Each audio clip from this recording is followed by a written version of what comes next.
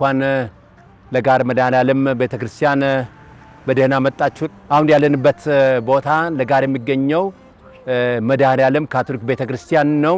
ይህ ቤተክርስቲያን ጥንታዊ ቤተክርስቲያን ነው። ብዙ ዓመታትን ያስቆጠረ ነው። 86 ዓመታት ያህል ያስቆጠረ ነው። ብዙ ምእመናን የሚገለገሉበት ቁምስናም ነው። እኔ አባ ኃይሌ ገብርኤል መለቆ ይባላለሁ። ኢትዮጵያ ካፑችን ማህበር የመድኃኔዓለም ገዳም አባል እንዲሁም ደግሞ የቴዎሎጂ አስተማሪና የዓለም አቀፍ ካቶሊካውያን ምእመናን ቆሞስ ነኝ። በዚህ ቤተክርስቲያን አገለግላለሁ ማለት ነው። ስለዚህ እዚህ በመገኘታችሁ ደስ ይለናል። በአዲስ አበባ ከተማ በቅርስነት የተመዘገበ ቤተክርስቲያን ነው። ጥንታዊ ቤተክርስቲያን ነው። 86 ዓመት ያስቆጠረ ነው። ምንም እንኳን 86 ዓመት ያስቆጠረ ቤተክርስቲያን ቢሆንም አዲስ ቤተክርስቲያን ይመስላል። እንደምታዩት ቤተክርስቲያኑ በጡብ ድንጋዮች የተሰራ ነው። ድንጋዮቹ በጣም የሚያማምሩ ድንጋዮች ናቸው። ከበስተጀርባም 2 የደወል ቤቶች አሉ። እንደምታዩት 6 ምሰሶች አሉ። በቀኝ በኩል 3 ምሰሶች፣ በግራ በኩል 3 ምሰሶች አሉ። እንዲሁም ደግሞ እላይ በኩል ለሐውልቶች ለቅዱሳን መታሰቢያ ተብሎ የዘጋጁ 12 ሐውልቶች አሉ። በቀኝ በኩል 6 በግራ በኩል 6 ሐውልቶች ይገኛሉ። መድኃኔዓለም እንደመሆኑ መጠን ቤተክርስቲያን መግቢያ በስተግራ በኩል የመድኃኔዓለም ሐውልት እናገኛለን። በሰው ቁመት የተሰራ ነው። 1 ሜትር ከ80 ሳንቲሜትር ወይም 7 ሳንቲሜትር የሚሆን ቁመት ያለው ሐውልት እናገኛለን። ከላይ በኩል ደግሞ እንደዚሁ መስቀል እናገኛለን በጫፉ ላይ። ይህ መስቀል በሁሉም አቅጣጫዎች ይታያል። በምዕራብ፣ በምስራቅ፣ በሰሜን፣ በደቡብ በሁሉም አቅጣጫዎች የሚታይ ትልቅ መስቀል እናገኛለን።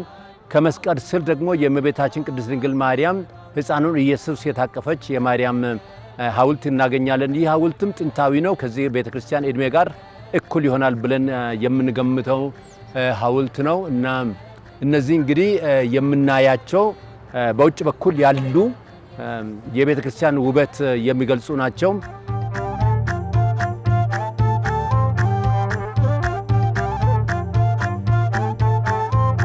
አሁን ያለንበት ቦታ የመድኃኔዓለም ካፑችን ወንድሞች ቤተ ጸሎት ነው።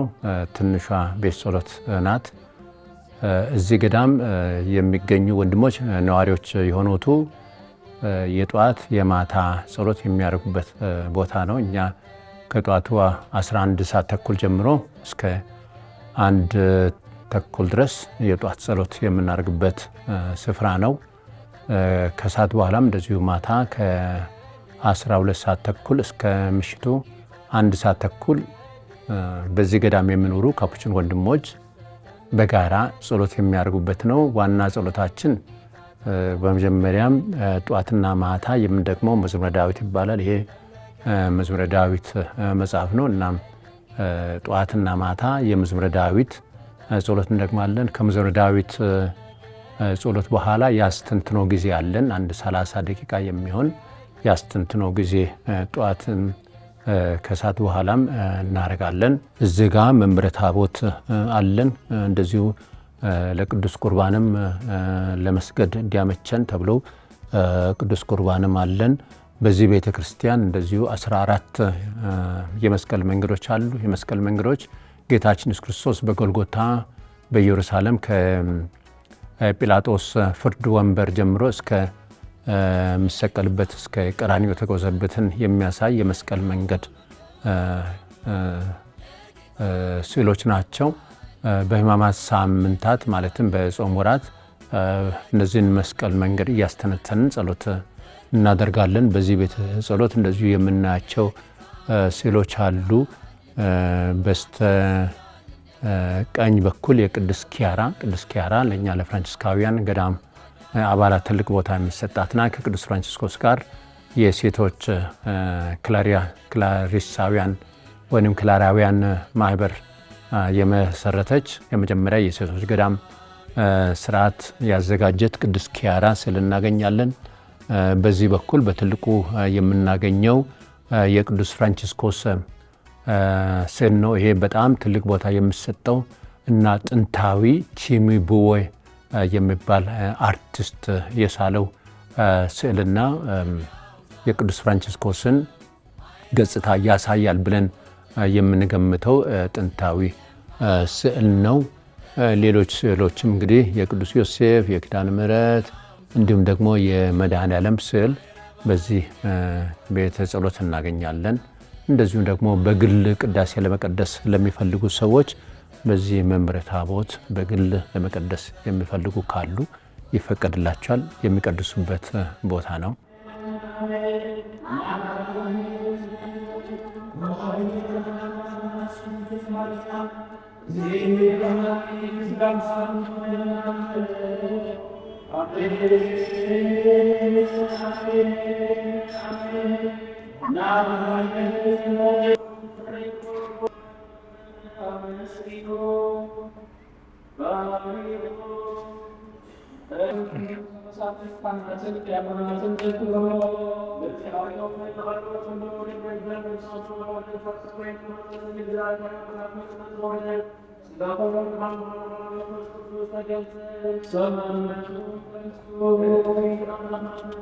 ይህ ያለንበት ቦታ ለገሃር የሚገኘው የካፑችን ማህበር ገዳምና ቁምስና ነው። በዚህ በመድኃኔዓለም ቁምስናና ገዳም ሁለቱም አንድ ላይ የሚገኙበት ስፍራ ነው።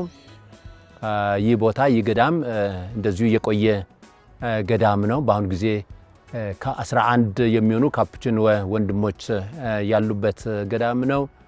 ከተመሰረተ ያው ከቤተ ክርስቲያን እድሜ ጋር እኩል ነው እና ዋና ስራዎቻችን አንደኛ ይህ ገዳም የማህበራችን ዋና ጽሕፈት ቤትም እዚህ ነው። የማህበሩ ዋና አለቃ የሚኖርበት ገዳም ነው። በገዳሙ ስር የሚሰሩ ስራዎች የቁምስና ስራዎች አሉ። እንዲሁም ደግሞ ከክልሎች ወይም ከክፍላት ሀገር የሚመጡ ወንድሞችንም በእንግድነት የምንቀበልበት ቦታም ነው። ከውጭ የሚመጡ እንግዶችንም የምናስተናግድበት ገዳም ነው። ስለዚህ እዚህ እንደ ገዳም ነው የምንኖረው። የገዳም ህይወት ማለት አብሮ መኖር ማለት ነው። 11 ወንድሞች በጋራ ይጸልያሉ። ጧትና ማታ አብሮ ይጸልያሉ፣ አብሮ ይበራሉ፣ በጋራ ይሰራሉ። የማህበራችን ዋና መሰረት በማህበር መስራት ነው። በወንድማማችነት አንድ ላይ መስራት ስለሆነ እዚህ ያለን ወንድሞች አንድ ላይ እንሰራለን። ከ1991 ዓ.ም ጀምሮ በደንብ አውቃለሁ። ከዛ በፊትም ያው እንደ ተማሪ ሆኜ አዲስ አበባ በፍራንቺስኮ የሚባል ገዳም በምኖርበት ጊዜ እዚህ መላለስ ነበር። ከ1991 ጀምሮ ግን እዚህ ገዳም በነዋሪነት አውቃለሁ እና ትልቅ ገዳም ነው። በጣም የታወቀ በኢትዮጵያ ደረጃም ቢሆን በጣም የታወቀ ትልቅ ገዳም ነው። ባለፉት 20 ዓመታት ብዙ ነገር ተለውጧል። ይኸውም አንደኛ የዛሬ 30 ዓመት የዛሬ 40 ዓመት በፊት ይህ ቤተክርስቲያን ትልቁ ህንፃ ነበር። እዚህ አካባቢ ከዚህ ህንፃ ከፍ ያለ ህንፃ አልነበረም። ፊት ለፊት ያለው ቴሌ ህንፃ ትልቁ ነው። ሌሎች ህንፃዎች ንግድ ባንክ ህንፃ ይሁን በዙሪያችን ያሉ ህንፃዎች ትላልቅ ህንፃዎች የምንላቸው አዋሽ ባንክ፣ ሌሎች ህንፃዎችም በቅርብ ጊዜ የተሰሩ ናቸው። የዛሬ 20 ዓመት ወይም 30 ዓመት በፊት አልነበሩም። አሁን ግን የኛው የንግድ ማዕከል ነው። የንግድ ማዕከል በመሆኑ ትልቅ ህንፃዎች አሉ። አርያ ሊሆን ራሱን አዋረደ፣ ንጉሥ በባሪያው እጅ ተጠመቀ። አሐዱ አብ ቅዱስ አሐዱ ወልድ መንፈስ ቅዱስ። በሀገር ውስጥ ሆነ ከሀገር ውጭ የጥምቀት በዓል ለሚያከብሩ ኢትዮጵያውያንና ኢትዮጵያውያት በሙሉ እንኳን ለ2018 ዓ.ም ለጌታችን ለመድኃኒታችን ኢየሱስ ክርስቶስ የጥምቀት በዓል በሰላምና በጤና አደረሳችሁ። የተቀደሰ የተባረከ በዓለ ጥምቀት ያድርግላችሁ ለማለት ወዳለሁ። የጥምቀት በዓል በኢትዮጵያም በሁሉም አካባቢዎች በትልቅ ስነ ስርዓት የሚከበር በዓል ነው። ትልቅ የደስታ በዓል ነው። ጌታችን ኢየሱስ ክርስቶስ በዮርዳኖስ ወንዝ የተጠመቀበትን የምናስታውስበት በዓል ነው። የጥምቀት በዓል ለክርስቲያኖች በሁሉም ክርስቲያኖች ዘንድ የሚከበር ነው። ጥንታዊ በዓል ነው። ከጥንት ጀምሮ የሚከበር በዓል ነው። የበዓሉ ዋና መልእክት እንግዲህ ያው የንስሐ ሰዎች በፍቅር የምንኖር የምንታረቅ ሰዎች እንድንሆን የሚያሳስብ ነው። የጥምቀት በዓል ትልቅ በዓል ነው። በድምቀት ነው የምናከብረው። አዲስ ልብስ በመልበስ ነጭ ልብስ በመልበስ በውበት ነው የምናከብረውና ይሄ ውስጣዊ ውበታችን የሚያንጸባርቅ መሆን አለበት። ውጫዊ ውበት በውጭ በኩል ደምቀን የምናከብረው ውስጣችን እንደዚሁ ደምቆ መከበር አለበት። ስለዚህ ንስሐ ገብተን ከሰው ጋር ታርቀን የልደት በዓልን በቅርብ ጊዜ ነው ያከበርነው። የልደት በዓልም እንደዚሁ ለንስሐ የሚጋብዘን ነው። አምላክ ከሰው ጋር የታረቀበት ነው። አምላክ ትልቁ የእግዚአብሔር ልጅ ሰው ሆኖ የተወለደበት ነው። ከጥምቀት በኋላ ጌታችን ኢየሱስ ክርስቶስ ሐዋርያዊ ስራውን ይጀምራል። እንግዲህ ትልቅ ቦታ የምንሰጠው ነው። ጌታችን ኢየሱስ ክርስቶስ ወንጌልን መስበክ የጀመረው ከተጠመቀ በኋላ። ለካቶሊካውያን የጥምቀት ምስጢር ትልቅ ቦታ የምንሰጠው ነው። በመቁጠሪያ ጸሎት ማለትም በየሐሙስ በምንደግመው የመቁጠሪያ ጸሎት ላይ የብርሃን ምስጢር ተብሎ በሚጠራው የመጀመሪያው ምስጢር የጥምቀት ምስጢር ነው። ማለትም በወንጌል ጎልቶ ከምታዩ ከጌታችን ኢየሱስ ክርስቶስ ስራዎች አንዱ ጌታችን ኢየሱስ ክርስቶስ በዮሐንስ እጅ በዮርዳኖስ መጠመቁ ነው። የዮርዳኖስን ወንዝ የሚያመለክት የዮርዳኖስ ውሃ እዚህ እናገኛለን። ይህ የዮርዳኖስ ውሃ ነው። እንግዲህ እንደምናውቀው ጌታችን ኢየሱስ ክርስቶስ የተጠመቀው በዮርዳኖስ ወንዝ ነው።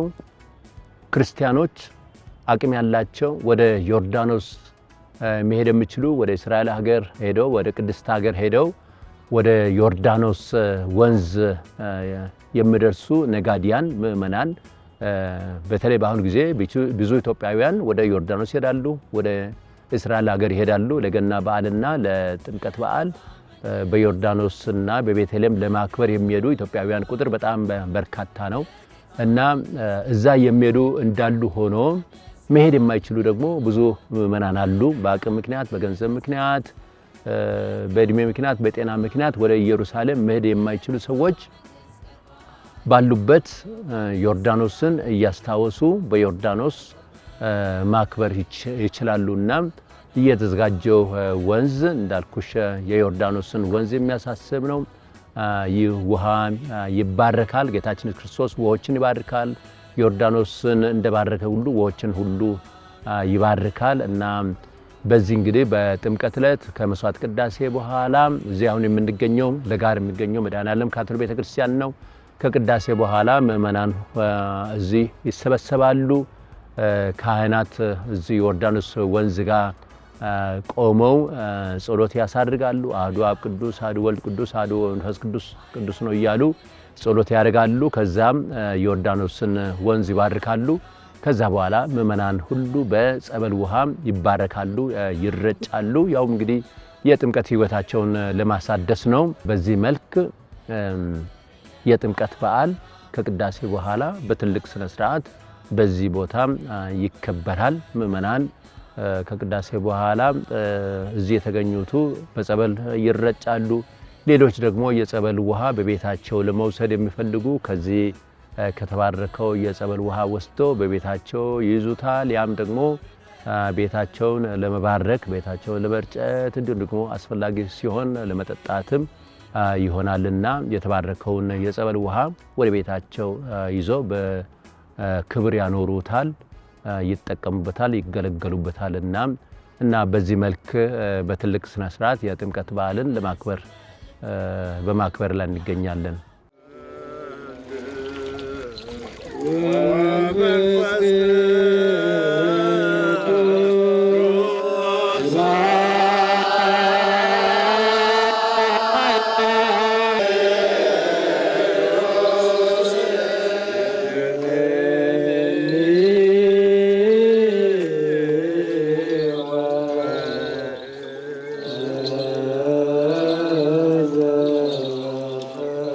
ፍራንቺስካውያን እንባላለን። ፍራንቺስካውያን ማለት ዓለም አቀፋዊ ማህበር ነው። በመላው ዓለም የሚገኝ ማህበር ነው። ካፑችን ፍራንቺስካውያን ማህበር እንባላለን እና የኛ ልብሳችን ቡኒ ልብስ ነው የምንለብሰው። ልብሳችን በመላው ዓለም ወደ 11000 የሚሆኑ ካፑችን ወንድሞች እንገኛለን። በሁሉም ክፍላት ሀገር እንገኛለን እና አለባበሳችን የኛ መስራች አጋጣሚ ሆኖ የሞተበት 800ኛ ዓመት በመዘከር ላይ እንገኛለን። ቅዱስ ፍራንቺስኮስ ዘአሲዚ ይባላል። ቅዱስ ፍራንቺስኮስ ዘአሲዚ ከሞተ ዘንድሮ 800 ዓመት ይከበራል። ይህ ዓመት በመላው ዓለም ይከበራል። ለአንድ ዓመት የሚቆይ ነው። እሱ የለበሰው ልብስ ደበሎ ልብስ ነበረ፣ ቡኒ ልብስ ነበረ የለብሰው የነበረ እና ከኋላ ይሄኛው ሁድ ይባላል ወይንም ቆብ የምንለው ቆብ አለው። መስቀል ምልክት መስቀል ይመስላል። ይሄንን ነገር ወደ ላይ ከፍ ባደርገው የኔ ሰውነት እንደ መስቀል ይሆናል። ይህንን ቀሚስ የምንታጠቀው በገመድ ነው። ይህም የቅዱስ ፍራንቺስኮስ ገመድ የሚያሳስር ነው። ቅዱስ ፍራንቺስኮስ ደበሎ ልብስ ለብሶ በወገቡ በገመድ ይታጠቅ ነበር። እኛም ይህንን ፍራንቺስካውያን ቤተሰቦች ብዙ ነን። በመላው ዓለም ብዙ ፍራንቺስካውያን ቤተሰቦች አሉን። ሴቶች አሉ፣ ወንዶች አሉ፣ ዓለማውያንም አሉ። የፍራንቺስኮስን መንፈስ ለብሶ የሚኖሩ የፍራንቺስኮስ መንፈስ በጣም ቀላል ነው። ድሃ ሆኖ መኖር ነው። በሲምፕሊሲቲ ወይም በትህትና በዓለም መኖር ነው። የቅዱስ ፍራንቺስኮስን መንፈሳዊነት ይዞ የሚኖሩ በዓለም ከግማሽ ሚሊዮን የሚበልጡ ተከታዮች አሉ። ከግማሽ ሚሊዮን የሚበልጡ የፍራንቺስኮስን መንፈሳዊነት ተከትሎ የሚኖሩ ዓለማውያንና ገዳማውያን አሉ። ገዳማውያን የወንዶች ማህበር ተብሎ የሚጠራና የሴቶች ማህበር ተብሎ የሚጠራ አለ። የወንዶች ማህበር በሶስት ይከፈላል። ማይነር፣ ኮንቨንቹዋል እና ካፑችን የሚባሉ 3 ማህበራት አሉ። ዓለማውያን ደግሞ ምእመናን ማንኛውም ሰው የፍራንቺስኮስ መንፈስ በሌሎች ሃይማኖቶችም ዘንድ አለ። በአንግሊካን የሚባሉ ፍራንቺስካውያን አሉ። አንግሊካን ካቶሊካውያን አይደሉም፣ ነገር ግን በእነሱ ዘንድም የፍራንቺስኮስ ተከታዮች አሉ እና እንግዲህ ቡኒ ልብስ ይለብሱና ከዛ ገመድ ይታጠቃሉ። በገመዱ ላይ እንደምታይ 3 ቋጠሮች ታያለ። 3 ቋጠሮች አሉ እና እነዚህ ቋጠሮች የሚያሳዩ አንደኛው እኛ መነኮሳት እንደመሆናችን መጠን የምንገባው መሐላ አለ። ለቤተ ክርስቲያንና ለእግዚአብሔር መሐላ እንገባለን። በእነዚህ መሐላዎችን ጠብቀን ለመኖር እንገባለንና የመሐላ ምልክቶች ናቸው። ውጫዊ ምልክቶች ናቸው። በራሳቸው ምን ትርጉም ናቸው፣ ነገር ግን ምሳሌዎች ስለሆኑ ናቸው፣ ሲምቦል ስለሆኑ ናቸው እና የሚያመለክቱት አንደኛው የድህነት መሐላ ማለት መነኩሴ የራሱ ንብረት የለው።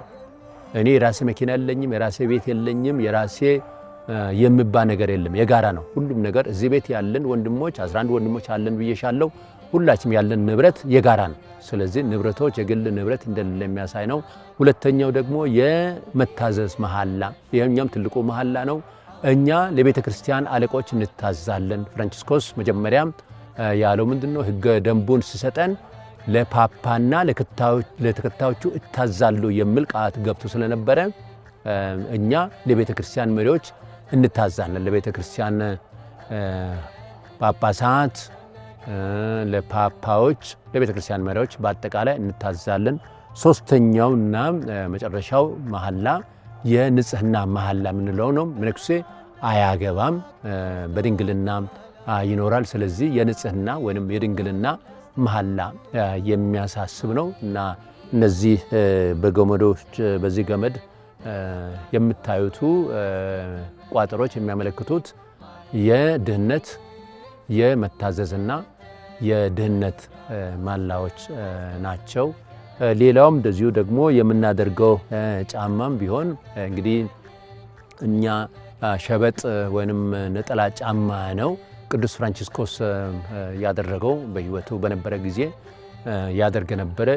ጫማ ያደርግ ነበር፣ ነጠላ ጫማ ያደርግ ነበር። እርግጥ በአንዳንድ ምክንያቶች በአየር ንብረት ምክንያት፣ በሙቀት ምክንያት ወይም በቅዝቃዜ ምክንያት አንዳንድ ቦታ ጫማ ማድረግ ይፈቀድ ይሆናል። ነገር ግን በልማድ ለኛ ለካፑችኖች የምታዘልን ነጠላ ጫማ ወይም ክፍት ጫማ እንድናደርግ ነው የሚመከረው። ምንድነው? ያው ከድህነት ጋር የተያዘ ነው። በዓለም ስንኖር በትህትና ያለ ሀብት በደስታ እንድንኖር ለማሳሰብ ሲባል እንግዲህ እነዚህ መለያ ልብሶች ናቸው። ሌላው በዚህ ወገብ ላይ ያደረኩት መቁጠሪያም አለ። መቁጠሪያም እንግዲህ መቁጠሪያም የሚያሳየን ያው የጸሎትን የሚያሳስበን ነው። የጌታችን ኢየሱስ ክርስቶስና የእመቤታችን የቅድስት ድንግል ማርያም ዋና ማዕከላዊ የሆኑ ሕይወታቸውን የምናሰላስልበት እያሰላስልን የምንጸልይበት የመቁጠሪያ ጸሎት ነውና እነዚህ ነገሮች ነው እንግዲህ የኛው እንግዲህ ስለ መነኩሳት አኗኗር ባጭሩ የሚገልጽ ሐሳብ ነው።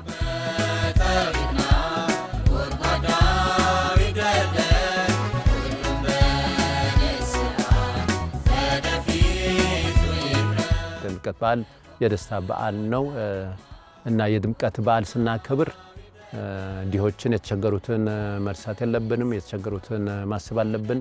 ሌላው ደግሞ ለክርስቲያኖች የሚሆን መልእክት ምንድነው? የክርስትና ሕይወታችን በትክክል ለመኖር እንሞክር። የተጠመቀ ክርስቲያን የጥምቀት ሕይወትን ካልኖረ ጥምቀት በዓል ማክበር ትርጉም የለውም። ትርጉም ሊኖረው የሚችለው ክርስትናን በዓሉን አውቆ ተደስቶ አክብሮ ወዶ ሲኖር ነውና በክርስትና ጥምቀት ያገኘውን የክርስትና ሕይወት አክብሮ ወዶ እንዲኖር ለማሳሰብ ወዳለው።